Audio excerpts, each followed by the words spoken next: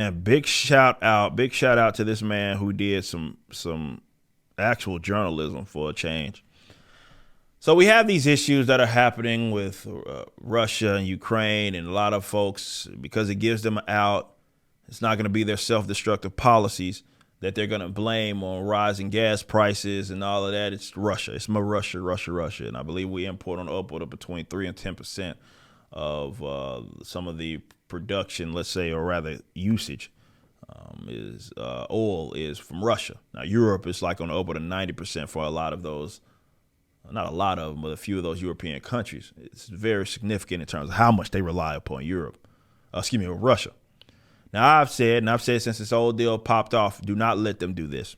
Do not allow them to do this. There's been self-destructive policies that didn't start with Biden, though. Here's the one we're going to talk about. By way of the federal government, by way of state governments, that have gotten you into a situation where you're basically energy dependent in some way on another country, even though that's not necessary at all. And this geographical area is just completely capable of producing its own energy. If anything, it should be a net exporter. Drew Holden did a great job of talking about this because in a town hall, Biden the other day said, it's simply not true that my administration or policies are holding back domestic energy production. He actually said that. Drew did a great job here of breaking that, of just reminding everyone. I've done posts like this before in the past, but he's bringing up like let's get the receipts going here, because though maybe, well, I'm not saying he's saying this, I will say this, though maybe you are not the sole blame, we can look at things that attribute to you literally trying to prevent energy production rather in this country. Your policies.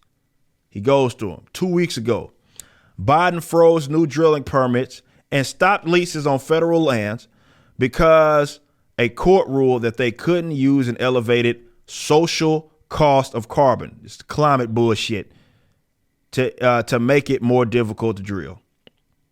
New York Times has right here, New York Times article. You can see that. It's just climate change bullshit. And I've said this before. That's why they won't commit to, and they'll try to do it in secrecy, increasing energy production, because they have acted as if, okay, hey, all of the people that are on our side, or rather all the climate folks, come to us, you're on our side, blah, blah, blah. Drew Holden with another one. He says, the opposition to domestic energy production isn't new. When Biden first took office, he moved to ban new oil and gas leases on federal land, which is a huge slice of U.S. energy. So he's saying on the lands that the federal government own, which they shouldn't own shit, by the way, you can't drill for new oil on that. So basically they just hold it and they'll put maybe some wind turbines on the bitch and all that. So he set in motion a plan to ban new oil and gas leases. Okay. Back before gas prices hit record highs, Biden allies were praising the admin for taking bold steps to limit fossil fuel production. One of the key points, he said, we supposedly already had enough supply to meet domestic needs. Ooh, is that backfiring? That's documented right here. Here's another one. Biden also proposed ending a wide range of tax benefits, which if the tax benefit is not stealing from people, I'm all in support of avoiding and dodging that shit. What I'm not for is giving people subsidies, like direct subsidies, like essence you stole from the taxpayer and paying a business or something to do it. They want to discourage additional oil and gas development. So basically, they will not have those benefits be there. It's not a secret. This is the big one you know about. You haven't got about this Keystone Pipeline issue. In June of 2021, Biden suspended oil and gas leases that the Trump admin had granted in Alaska. The fact that anybody has to ask the federal government to drill their own fucking oil is insane to me. But hey, I'm the anarchist at the table. Federal efforts came with a clear goal in mind, sending a signal that the days of fossil fuels will be ending. And to be fair, they ran on that. They ran on that shit. The Democratic Party has adopted these sorts of approaches. Whether it be their beef with fossil fuels, hyper-emphasis and subsidizing of solar and fucking wind.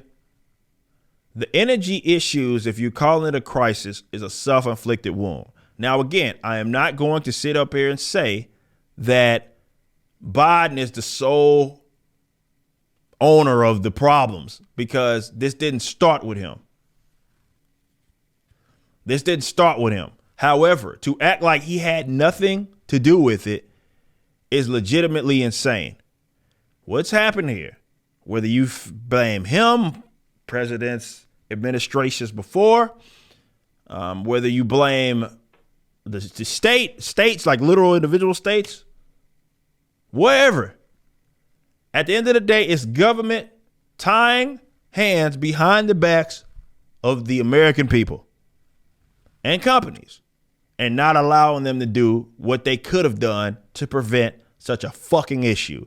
On top of all of that, they act like nuclear is something that they won't even bother to entertain despite where we're at technologically. It's almost as if they wanted this to be a problem, but do not let these pieces of shit act like they had nothing to do with it. You just listened to a clip from my podcast, For Canon's Sake, which is live throughout the week at 12 p.m. Central on youtube.com/YoungRipper59 and odyssey.com/@YoungRipper59. Be sure to check out my website, ericdjuly.com, so you can stay up to date with everything it is that I'm doing. You can also become a member and get access to a bunch of cool perks and exclusive content, which includes a social media hub where you can interact with myself and other members. It even has an app that you can get, which is now live in the Google and Apple stores.